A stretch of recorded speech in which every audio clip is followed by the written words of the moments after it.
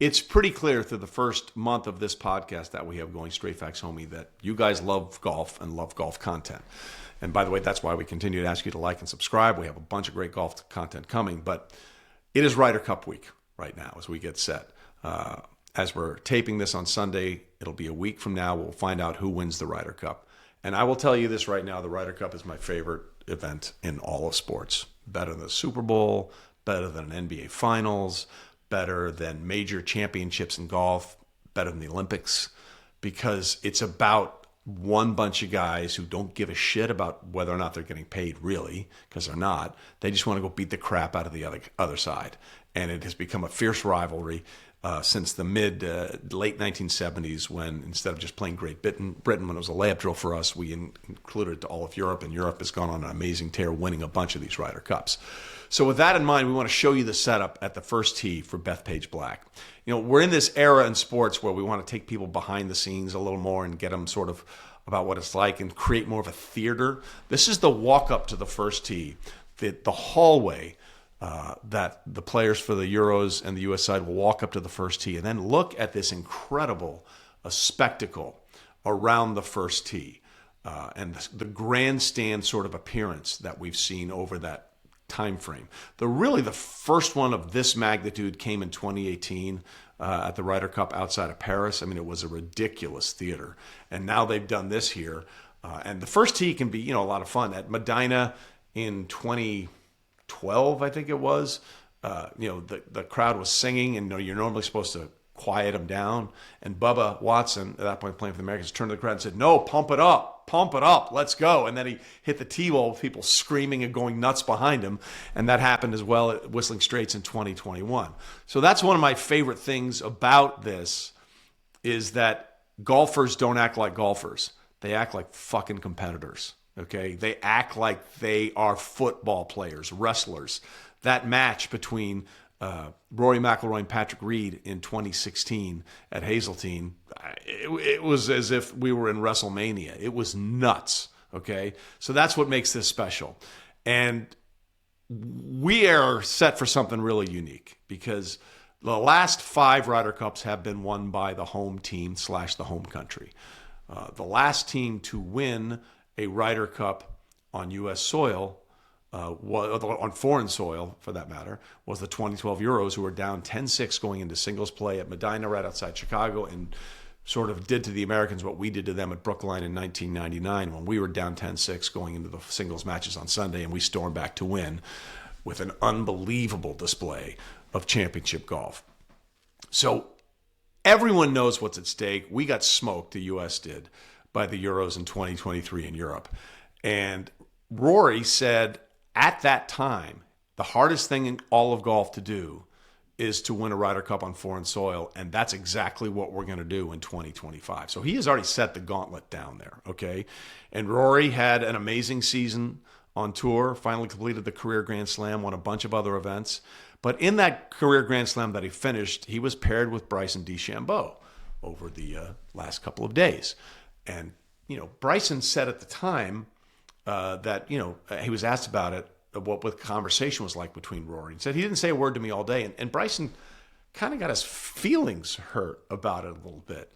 And he's like, "Yeah, he didn't say a word to me all day." And, I thought at the time, well, what is he supposed to say? "Hey, buddy, how you doing? You doing good? Let's go have fun." You think Ben Hogan said a lot of words to any of his competitors when he was trying to win a major championship? I know for damn sure Tiger Woods didn't say a single word, not a damn thing to anybody when he was trying to stomp on their throats, and he did time and time again. So that sort of set this whole thing in motion. And then Bryson recently had some comments about if Rory and Bryson were paired specifically in singles. He said, "I'll be chirping in his ear this time. Now, if we can go against each other, you can be sure of it." Basically like, "Oh, well, he shut me out, so I'm going to start chirping at him." To which Rory had, I thought, an amazing response, which was, "I think the only way he gets attention," meaning Bryson, "is by talking about other people. That's basically what I think of that.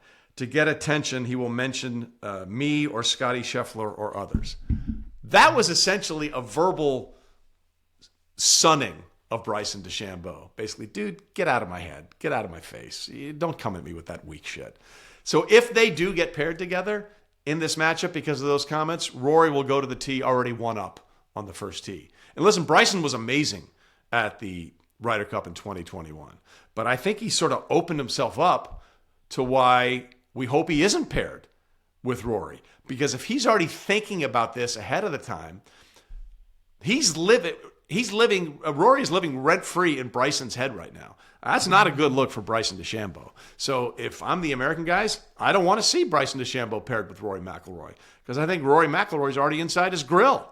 And we're going to need Bryson DeChambeau to carry his weight, especially on Sunday in singles, if we're going to have a chance to come back and win this thing. And, we've had a lot of conversations and people at golf about this upcoming Ryder Cup, whether it was Brandel Chambly or Paul Azinger, who was the captain of the 2008 Ryder Cup team when we won at Valhalla after having dropped 3 in a row. Or we also talked to Tony Finau, who told us what it's like to win a Ryder Cup and told us what it's like to lose a Ryder Cup. What I need to see from the Americans, I need to see 2 things if they're going to come away with this win. We need to start fast and find a way to play as a team. Find ways to play together. Look, Americans normally dominate singles play. We're great at going one-on-one. Now, historically, over the last couple of Ryder Cups, that has not been as prevalent, especially when we find ourselves way down going into singles matches on Sunday. But that's our strength, is that when we're one-on-one, mano-a-mano, we will beat you. For example, when we won at Brookline, I'm using the collective we because I'm an American citizen, okay? When they won at Brookline in 1999, the Euro captain protected a lot of his players. He sat out a lot of players that didn't see any action through the first few days of the Ryder Cup, the first 2 days, and then went out in singles, and they were unprepared, and they got overwhelmed. They were being hidden. They were being protected. A lot of times you're playing with a teammate like Sergio Garcia and Jesper Parnevik paired very well together, but then when they got in singles play, they couldn't hold up on their own. So what I need to see from the American squad, we need to get to a fast start. We need to get to a fast start. We need to get to a fast start and pour it on like we did at Whistling Straits. We got off to a great start, won the morning match, and then we didn't lose a single match session, either morning or afternoon, Friday or Saturday, and we were way ahead going into singles play.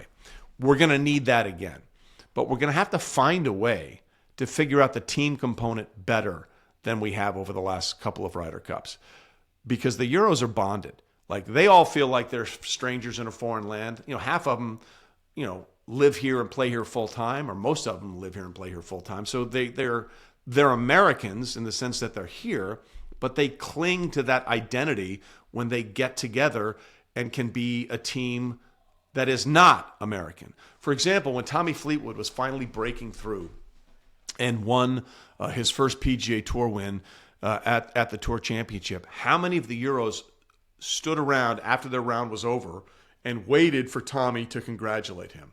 That's a thing that they have perfected that we as Americans have not. And I think we're seeing some of that push from the team right now and what Keegan Bradley is doing in some of the posts that they're putting out there. They did this thing where they passed the phone around and Scotty Scheffler said, I'm passing the phone to this person, and said something about that player. And then that player said, well, that's me, and I'm passing the phone to this guy about this. They're trying to get that. That's going to be essential if we want to make it a 6th straight win in Ryder Cup matches for the home team / home country. We have got to find a way for the Americans to be bonded together way better than we have been in the past. In fact, when you go back to the 2021 Ryder Cup at Whistling Straits, the big question was, because this was when before Liv, and Brooks Koepka and Bryson DeChambeau hated each other. I mean, they couldn't stand each other's guts. Go back and look at one of the post-round interviews. It was either Friday or Saturday at the 2021 PGA at the Ocean Course in Kiawah Island, won by Phil Mickelson, who at that time became the oldest player to ever win a major championship and still holds that record. Brooks is being interviewed, and he sees Bryson walk by behind him, and there's the video of Bryson walking behind him, and Brooks is doing this. Like, I can't stand that dude. And then when it got to be Ryder Cup week, the two of them got together. There was a moment on the range where they sort of talked, hugged it out, and they found a way to work together. They had massive personal differences, yet somehow they found a way to put those aside for the betterment of the team. Now, I don't think we have anything like that going into this year's Ryder Cup squad, but I don't know how good of a friends Cameron Young and J.J. Spawn are, or Justin Thomas and Colin Morikawa. One of the reasons Justin even made the Ryder Cup squad in 2023 because of his stellar singles play record, 3-0, and also the fact that, he and Jordan Spieth were buds. They went way back, and we thought those two would play well off each other. Jordan Spieth is not on this squad. We have to find guys that work well together, just well enough to come together for 3 days so we're not doing this. There he goes again. I think that's going to be the secret sauce for Keegan Bradley more than anything else. We'll be fine in singles play. Can we get off to a fast start? And can we make the partnerships mesh? That's one of the things that Paul Azinger did so well in 2008. He said, I'm putting you guys together in pods of 4. You guys figure out how you want to do this, and then you guys make it work. He left it up to the players. We'll see if Keegan can find a way to do that this time around with the Americans, because they've got to find a way to do something like that if we want to keep this home country winning streak going in Ryder Cup play. Don't forget, like and subscribe wherever you listen or on YouTube. And that's Straight Facts, homie.